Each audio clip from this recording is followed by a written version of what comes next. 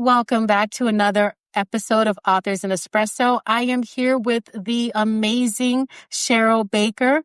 Most people that know me know that I live in Toastmasters or football. So I know her from Toastmasters. And yes, we totally coordinated our outfits today, both wearing purple. Cheryl Baker is a amazing music teacher who has now written 2 books that she's going to tell us about. The first book is Lessons from the Music Room, a how-to guide for the beginning music teacher. And she's recently published a survival guide for new elementary teachers. And I just love that you know what your target market is. So when we were at the conference last week and you were like, I just published a book for music teachers. I'm like, I have to talk to you because so many people have an issue trying to figure out who their niche or their avatar or who their target market is. And you absolutely know who yours is. This is for new elementary school music teachers. So tell us a little bit about your writing journey and why this is such a passion for you.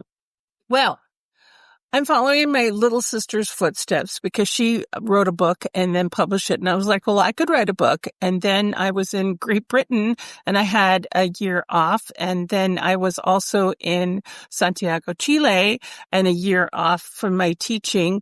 And I said, well, I'm going to use this year to write a book. So I just started writing. And the reason why I did it was I kept being the mentor for a new person coming into school. And I said, well, why don't I just write all of my good advice into one book? And then I can share it with other people because it's got to be good stuff because the people that I'm helping seem to be successful in their, being a music teacher. So that's what I did. And so I just wrote down in the lessons from the music room. This is the big one.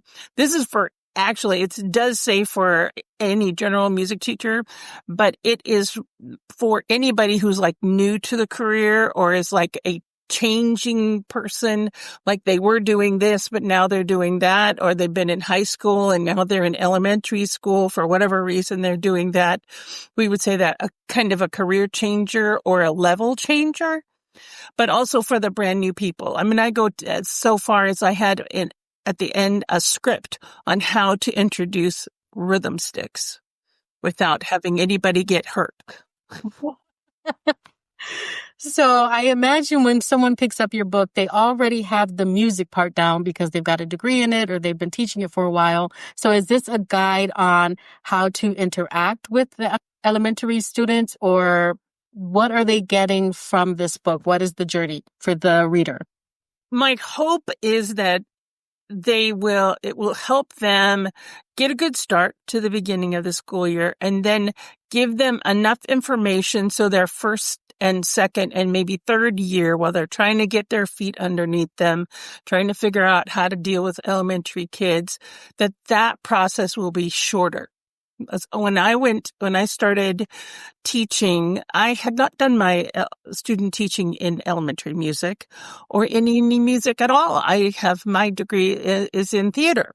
I have a minor in music from my bachelor's degree, and I have my master's is in music. So I did my student teaching in theater, and my first job was teaching music. And so it's like, I learned a lot, like, they should line up before they leave. Oh, okay. So this really is a how to be a teacher, and you happen to do music. Yes. Yes. So all the teacher tricks are in there. But, there's so many things that you do as an elementary teacher, music teacher. You do programs for the parents. You do things if you're doing the upper grades, you're going to the contests and stuff for the solo and ensemble. So they're playing that. And I did K-12 my first 2 years. So that was exciting. 2 days in the elementary school and 3 days in the middle and high school. So that was pretty fun. Yeah. So I got to see, and it's really the hard part about being a teacher is that, the kids are at a different level. You know, you've got 5-year-olds, you've got 6-year-olds, you've got 7-year-olds, up to 11-year-olds. And if you're doing high school, then, you know, they're up to 18 years old. So you can't talk to an 18-year-old like you do a kindergarten kid. They'll just laugh at you and say, really? Miss Baker, you got to get it together. And you can't talk to a kindergarten child like you would do for a high school kid because they don't understand what you're talking about. You can't even use the same kind of vocabulary because they're like, if you say a big, 25-cent word, they have no idea what does that mean, Miss Baker? I'm like, well, this, and then let me tell you, easier, simpler. So, but you've got to figure it out. And then you've got to have some fun with the kids, music education, it started off just to make sure that people could sing good in church, right? Because the pastors were all like, you guys don't sing very well. Let's make sure that they understand how to sing. And it is expanded into, we have band, we have orchestra, we have chorus, we have elementary school music, we have, mariachi groups. So we have people who are learning how to write music and do theory and that kind of thing. I mean, it's all over the place. They have all kinds of classes that you can take, but it's connecting to all of the subjects. In elementary school, what do we want them to do? I want them to love music. I want them to love music and like doing it. And then maybe they'll continue to be in a music group when they get older. And maybe once they get out of school, they'll go join some sort of a group, a community choir or a community band or community orchestra, or maybe they'll just be an audience member and go to do that, go to see some performance. Support the arts. Yeah, support the arts. We're keep the arts in the schools. Yeah. So I want to make it so that people can get good at their job in the short amount of time. It shouldn't take you 10 years to be a good music teacher. Let's hope not. Let's hope not.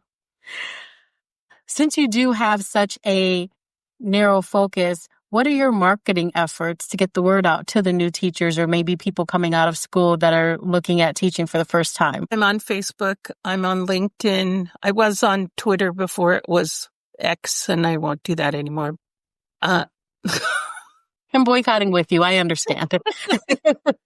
I'm dabbling in Instagram right now. I just started that. I don't really have too many followers on that, but I'm trying to do that. And I'm working on getting some video blogs out there. But mostly I have a blog and I send information. My Twitter one before I wasn't doing it very much, was music teacher tips. And with Twitter before, it was just a little teeny tiny, a couple of sentences, and that was all you could do. So mostly is Facebook and LinkedIn, and I'm trying to connect to all music teachers of any level, and then I'm adding pictures, and I have a website, trying to get them to go there, and I have plans for potentially a year-long course that they could take. Nice. The thing is, I've had a couple of student teachers in the last couple of years, and they're coming out of college and they don't know enough. Yeah, they don't have the practical experience all the time. I was going to say, I hear a consulting business in there somewhere, and I was thinking, I don't know if you reach out to universities or send a sample copy to universities and the graduating classes of education and music departments, but I was like, yeah, this is great. And it's an unlimited reach because in every corner of the country, there's a music teacher that needs some guidance. And certainly in those states where the education level isn't as high as, say, the North or the West, I hear a lot of things about education not being an equal playing field, which is sad. It's not. I mean, I did most of my teaching on the West Coast or in the Northwest, in Montana, and then California, and then Nevada. And then when I came here to the East Coast, because I'm in Virginia now, it's a whole new ballgame. I was in culture shock, seriously culture shock, coming here because they're much more strict, they have higher expectations. I mean, still had high expectations. I expect my kids to do. Well, the funny part is when you come in with not knowing what they're supposed to do, you don't know what they can't do. And so you just expect them to do it. And then they do it. They rise to your expectations, whatever they might be. So if you have low expectations, oh, these are little kids, they can't do anything, they won't do anything. If you have high expectations because you might be able to do it, then you just see. Yeah, I love that. Yeah. Now, we always hear that the workday doesn't end when the bell rings and you go home and you have lesson plans, or you have, in your case, you have music lessons with other students. So where do you find the time to write? How did you work that out into your schedule? When I first started lessons from the music room, the big book, I was in Santiago, Chile, and I wasn't working. So I had nothing to do except for do some volunteer work with a school for the blind that we did with the Bechtel wives. And so I just started writing, and then I was like, oh yeah, I think maybe I need, maybe an outline.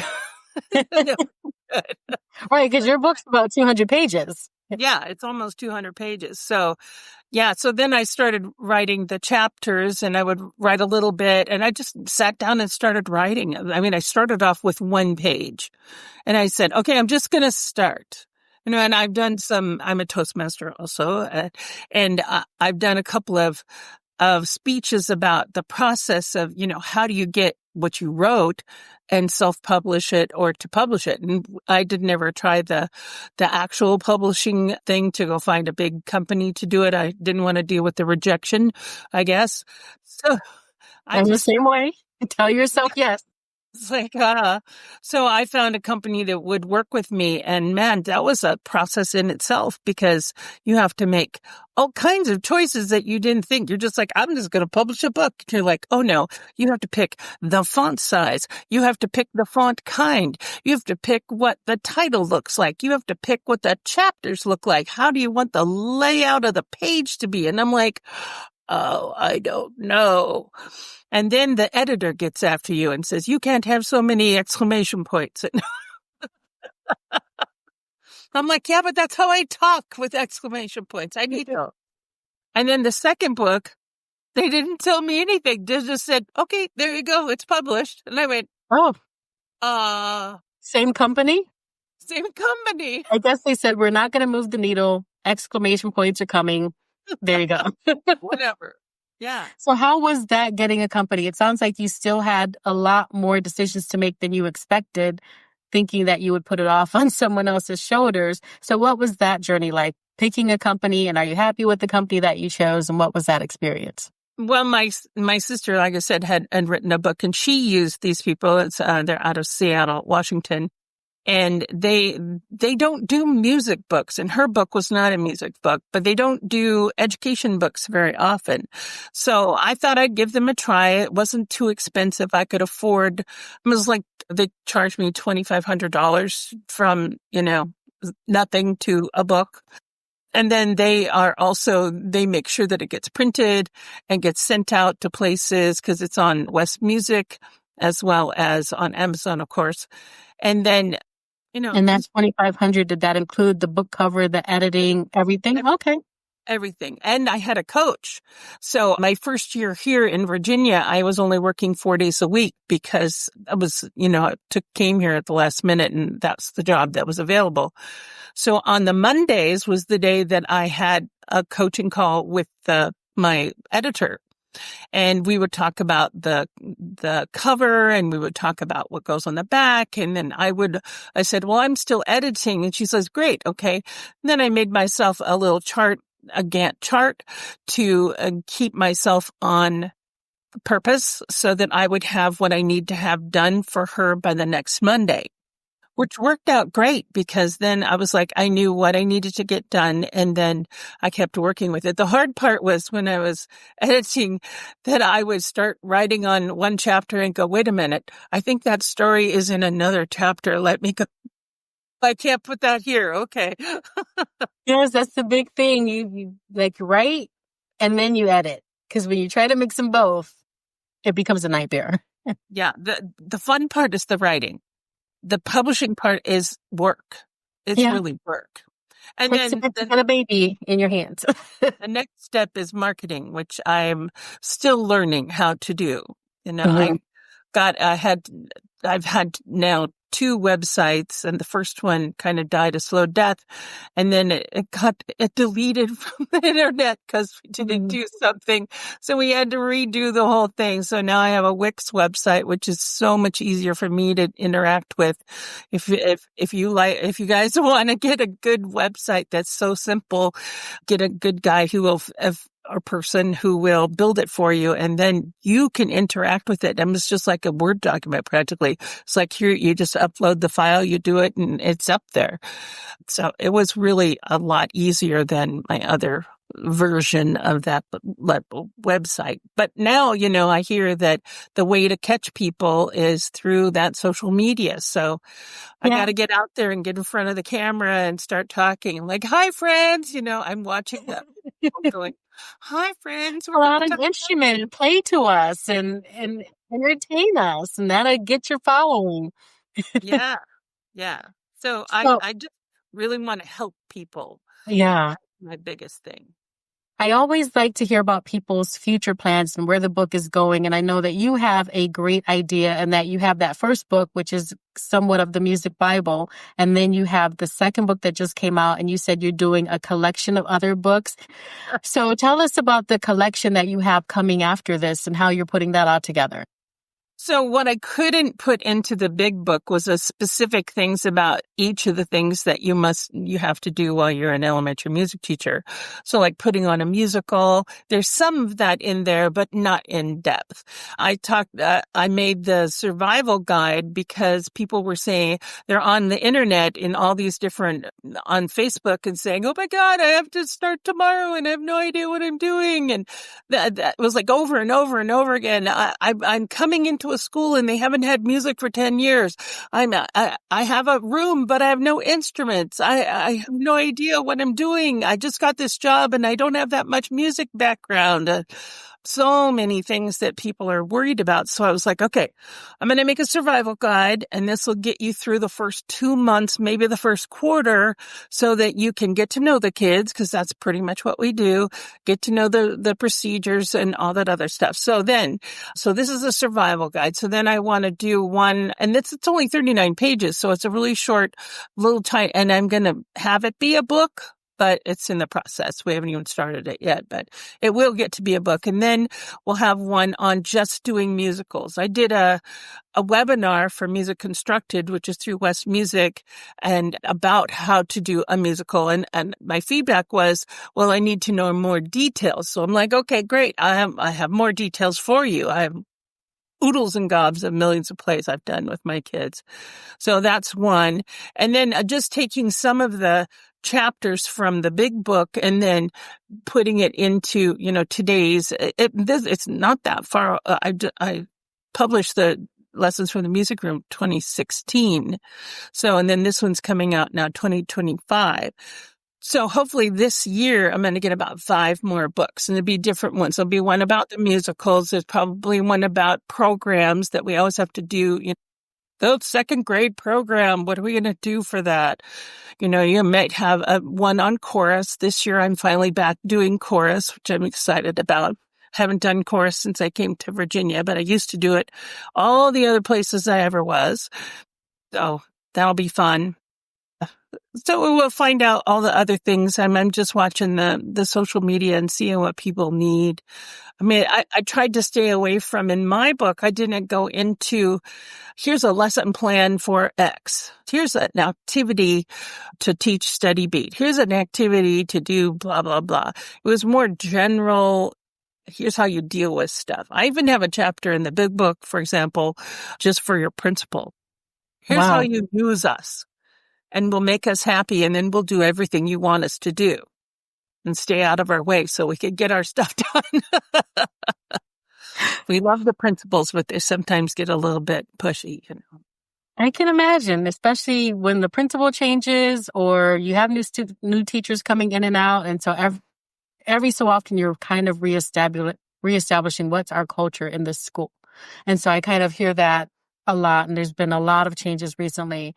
With so many changes and so much going on in the country, I know that there's always Save the Music campaigns, Save the Arts campaigns. Have you seen a lot of those campaigns going on, or have you participated in that? Where does your school system stand with keeping arts in the schools? Our school district, Fairfax County Public Schools, is very supportive of the arts. We have a good K-12 program. Everybody in the elementary school gets music at least an hour a week, and sometimes in 2.5 hours, sometimes in 1 hour. And we have middle school band and orchestra and chorus. We have chorus in the elementary schools. We have band and orchestra in the elementary schools as well. The thing is with the Save the Music, and all those instrument things, that's for band and orchestra. We don't get anything from elementary school, and we have tons of instruments that need to be, we need stuff too. And nobody thinks about the poor little elementary teachers. We need drums. We need, tambourines. We need xylophones. We need just all the little, percussion instruments. Everything. You need a whole band. Boom whackers. Yeah, because Because that's how I got my start. I started in elementary school with the flute. We had, full bands all the way through. Yeah. Yeah. I mean, they always need instruments because there's always children that their parents can't afford to rent one, even if it's only 20. Oh, I don't even know that for me, I think when I bought my flute, it was like $35 a month but sometimes that's just too much for parents. And if they have several kids and they all want to be in music, well, then could be a hardship. So that we do have a program where they can have an instrument from school, but, there's just so many instruments. And so not every single child can have one straight from the school district. So it's always going to be a problem. But I would love for them to say, hey, elementary music teachers need support too, because we are the ones that get them started. We're the ones who say, if we didn't do what we do well, they're not going to band and they're not going to orchestra and they're definitely not joining chorus because they won't like music. And it does so many other things. Like it helps you in math. It helps you focus. It helps you stay disciplined. So it branches out, and a lot of people don't recognize how valuable music is to other aspects of life. So I always like to push that message. Now, as we start to close, your tips or tidbits for the person that has maybe an idea of writing a book, but they're scared or they don't know how to start or where to start. What would you say to someone who's thinking about writing a book but hasn't quite jumped the gun yet? My biggest thing that I would say is that the only difference between me and you is that I started. While you were in a very beautiful locale overseas on vacation. Time, but you just got to carve out the time to get started. And I haven't ever written like a novel or something, so that's a whole different ballywag for me. But if you're going to talk about something that you already know about, a nonfiction type book, go for your strength. My strength is music and the arts and drama and theater. And that's what I can talk about ad nauseum because I've been in so many plays and I've been teaching elementary music. This year is my 39th school year. But, what are we doing with our time outside of our work? Yeah, we're watching TV. We're playing with our kids. We're playing with our grandkids as we get older. But there's still probably 5 hours of every day, or at least 2 or 3 hours of the day that you're not doing anything really productive. And yes, we do need to have some downtime, but even an hour a day, you can get a lot of things done. And then again, using some sort of a plan so that you have, I'm going to get this done this day and I have this much time this day and this much this time. Just keep knocking it off until you have it. And then find somebody who will either publish it for you, a big publisher if you can do that. And you don't have to have the whole book done. You could send 3 chapters. That's the biggest thing. You think, I got to rewrite the whole book. Maybe they don't want the whole book. They're certainly not going to read the whole book. They just want to, here's what I got so far. How do you like that? Do you want to keep that? Well, then send me a check. I love that. And it's not the first time that we've heard that. The previous interviewers have said, or interviewees have mentioned that start with something that you know about. That's just the easiest that's going to flow from you and give you the drive to keep going. So absolutely love that. So you mentioned your website, but you didn't give us the name. Is it CherylBaker.com or what's your website and your social media? www.lessonsfromthemusicroom.com. That's So it. they got your email. They got your website. And then are there any social media channels that you want people to follow?